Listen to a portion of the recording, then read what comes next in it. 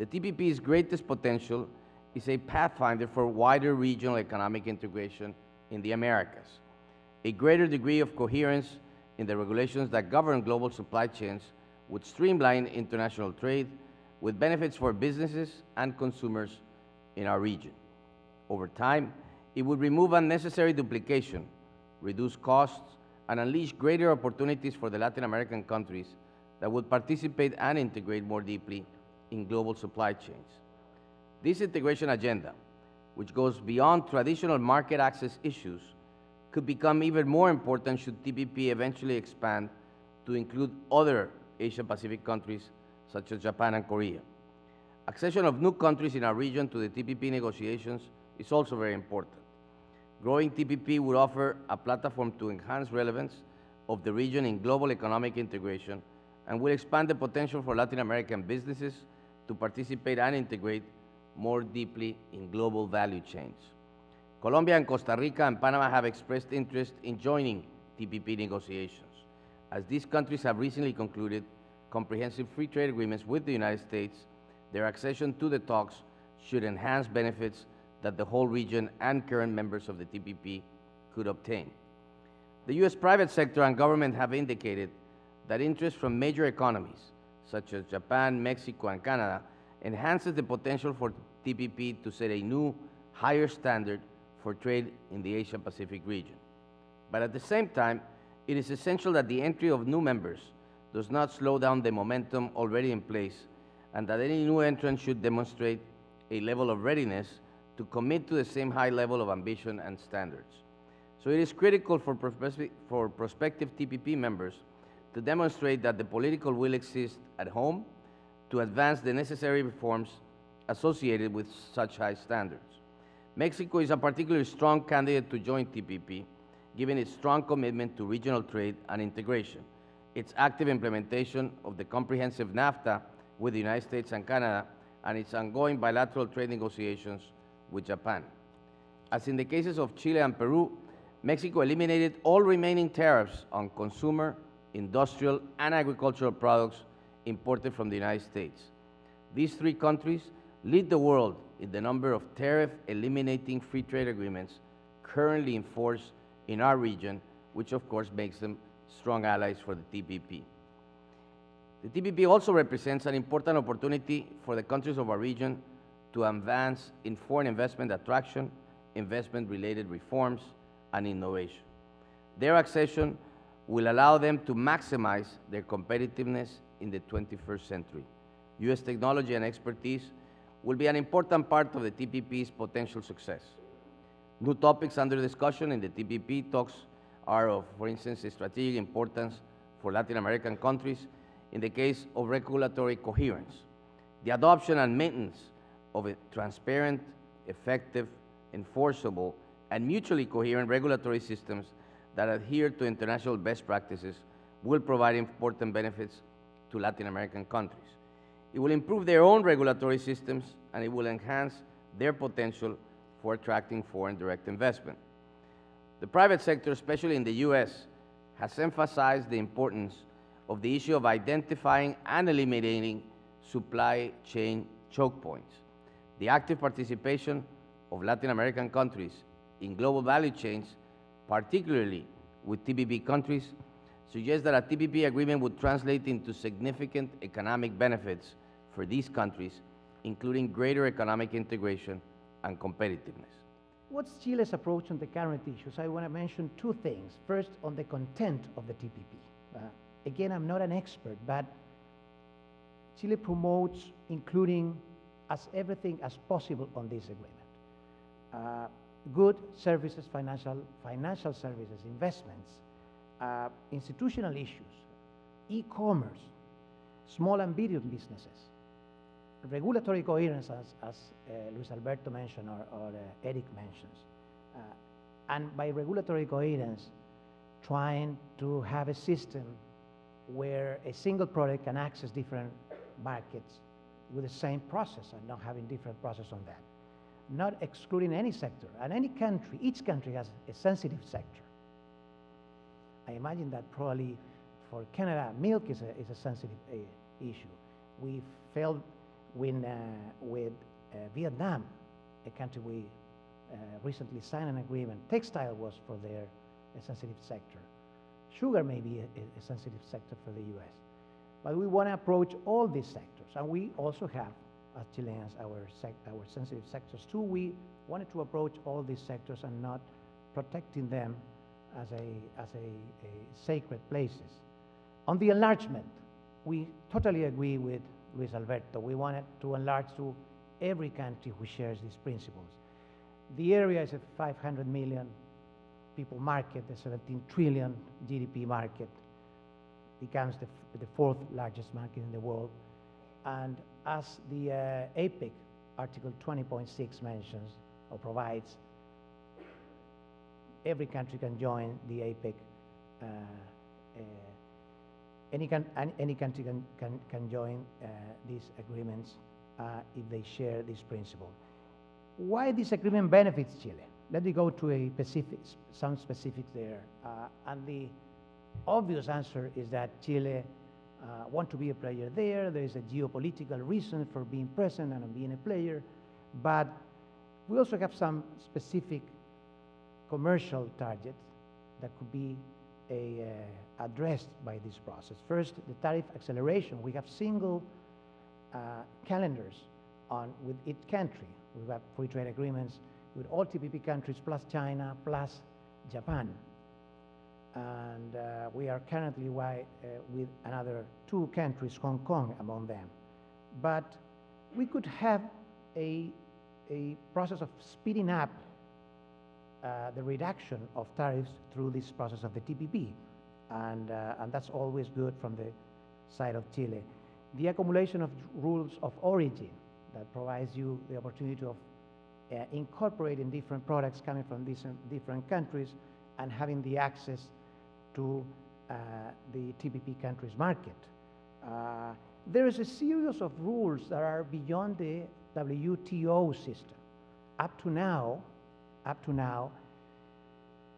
the WTO standards are ruling areas on the P4 and on the previous agreements signed by Chile, but it's an opportunity that may offer the option of going beyond that on areas like phytosanitary rules, for example, telecommunications, where flexibility on technology is important for us, e-commerce, where privacy, for example, or reliability is very important and is not addressed on the WTO, and regulatory coherence, as I mentioned before.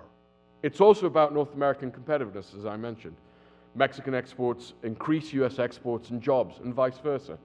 Few people in the United States sometimes pause to think, A, that Mexico is the second largest buyer of US exports after Canada, and that regardless of your area of geographic or geopolitical interest, Mexico buys more US exports than all of Latin America and the Caribbean put together.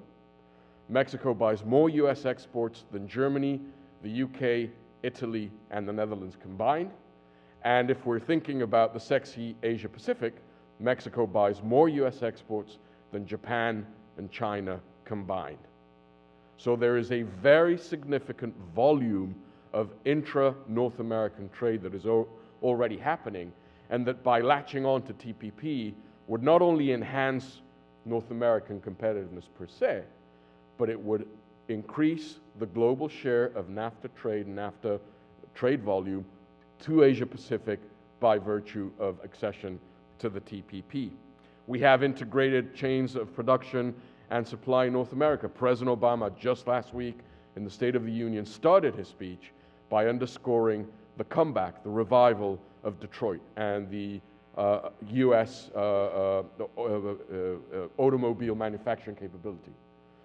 This is certainly due to the savvy and the capability of 3 fantastic corporations based in Detroit, and of the efforts of the Obama administration to ensure that this industry did not go under after 2009.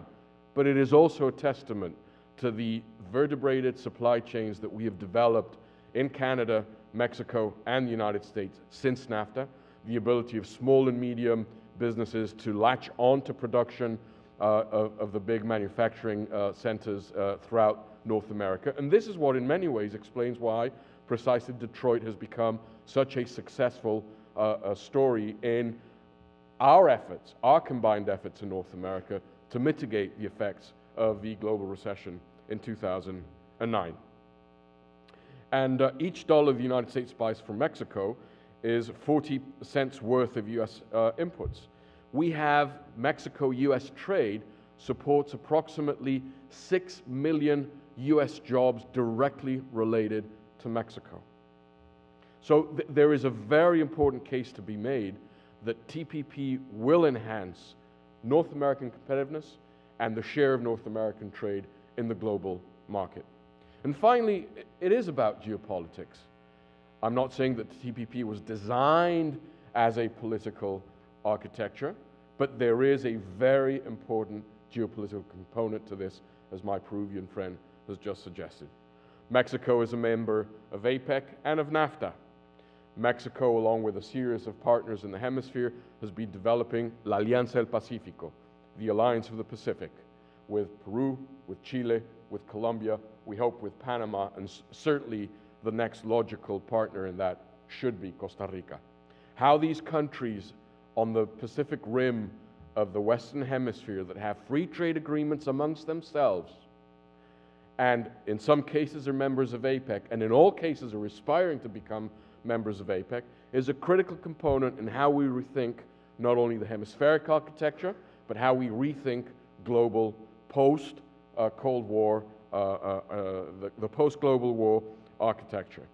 The strategic location of Mexico, the strategic location of the Pacific Rim, Latin American countries is a critical component as we rethink how to look at the world and how to understand the world. And finally, as a rabid rock and roll fan, and particularly a fan of Pink Floyd, I would suggest that TPP points to one very important fact, which is that Mexico is more than just another brick in the wall. I want to talk about a few things. I want to first start with our general perspective from here in the United States, why we view the TPP as a top trade policy priority, how we envision it taking shape, and how we plan to engage with all of our partners moving forward. And let me start with some background to give perspective. President Obama took office in 2009. And like the rest of the world, the United States was faced with significant economic challenges. 4 million people lost their jobs in the 6 months before President Obama took office.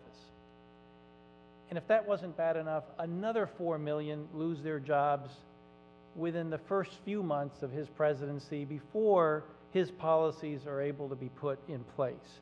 I mean, to say that this was a challenging time is an understatement. But the president, I believe, met those challenges. He's taken a number of bold steps to steer the United States down the road to recovery. And key among those steps was an effort to strengthen our economic ties around the world. For American businesses and for jobs, that was very, very important work. Just consider these numbers. 95% of the world's consumers live outside the United States. And according to the IMF, 85% of the world economic growth in the next 5 years will happen outside U.S. borders. So we view our work with countries like those that are represented here today as essential to our future economic success. We want you to succeed as well. When you succeed, we all succeed. Now, I know we all represent different countries, different histories, different interests, different perspectives. Yet, I believe that those differences are small in comparison to what we share. And what we share is a common desire to boost our economies and support jobs by lowering barriers to trade and investment, strengthening the economic bonds between us. And that's why the TPP, the Trans-Pacific Partnership, is so critical. It is a vehicle that helps achieve those shared goals. Now, I've long felt that the Western Hemisphere should work closer together to advance its common agenda. You heard Ambassador Sarukan talk about the importance of supply chain integration in the hemisphere. He talked about it specifically with regard to the auto industry, but you can also look at aerospace, where you have supply chains from Canada to the United States and Brazil. You can look into textile and apparel. More and more sourcing is leaving China and coming back to the Western Hemisphere, where textiles and yarn from the U.S. is being used in Nicaragua, in Honduras, in Colombia, in the Dominican Republic. So I couldn't agree more that we have this common agenda to get closer together economically. Our geography, our mutual interests, our common values make it a natural partnership. Now, we've got to leverage this partnership to strengthen our trade relations with each other and with a fast-growing, probably the fastest-growing region of the world, the Asia-Pacific region. We all know why this is important to our respective countries. The Asia-Pacific region represents more than 40% of global trade. It's home to 41% of the world's population. It is an incredible market for a whole array of products and services. And so, as we strive to fully access this market, we've got to ensure that trade reflects the values that we share: fairness and opportunity. We cannot have a 21st century partnership guided by a 20th century trade framework. None of our businesses can reach their full potential in the international markets if we are playing with an unequal playing field that prevents fair trade and competition, if the trade rules don't cover emerging technologies, and if regulations are too confusing and complex to understand. That's why the developments from the recent APEC forum were such a huge step forward.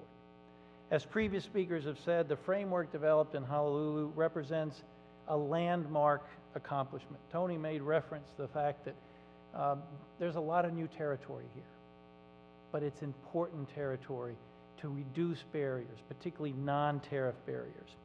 It identified 5 central features that nations around the world are already viewing as a new standard for trade agreements. For today, I'll call them the 5 E's. Expanding market access by removing all tariffs and other barriers to trade. Enacting a fully regional approach to maximizing the development of production and supply chains across the region. Easing the regulatory challenges facing businesses, especially small and medium-sized enterprises, by promoting coherence and removing unnecessary red tape. Ensuring that new industries like clean technology and the digital economy are addressed in this agreement. And establishing a living agreement that allows us to address developments that may arise in the future. These are the 5 principles for progress. They will help us build for the future. And since they were here, I know that they had to leave, I do want to take a moment to thank Ambassador Fermandois and Ambassador Forsyth for their work in this effort to bring this agreement together. Now, historically, the United States has had very, very close relationships with Peru and Chile.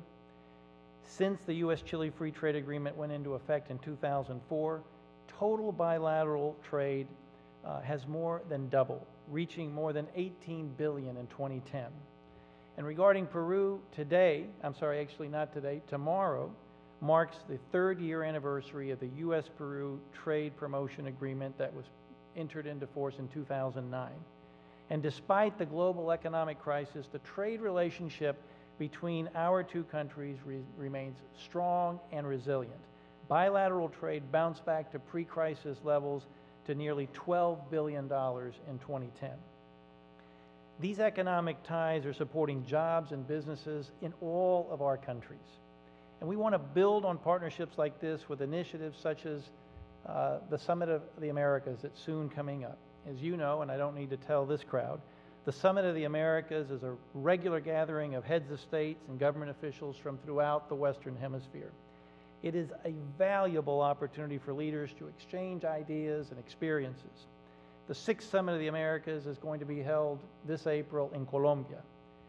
And from the perspective of the United States, our hemispheric engagement is focused on inclusive economic growth, advancing energy and environmental issues, and strengthening democratic governance and human rights. And this engagement, by the way, President Moreno, is absolutely helped by the efforts of the IDB's partnerships with the Colombian private sector.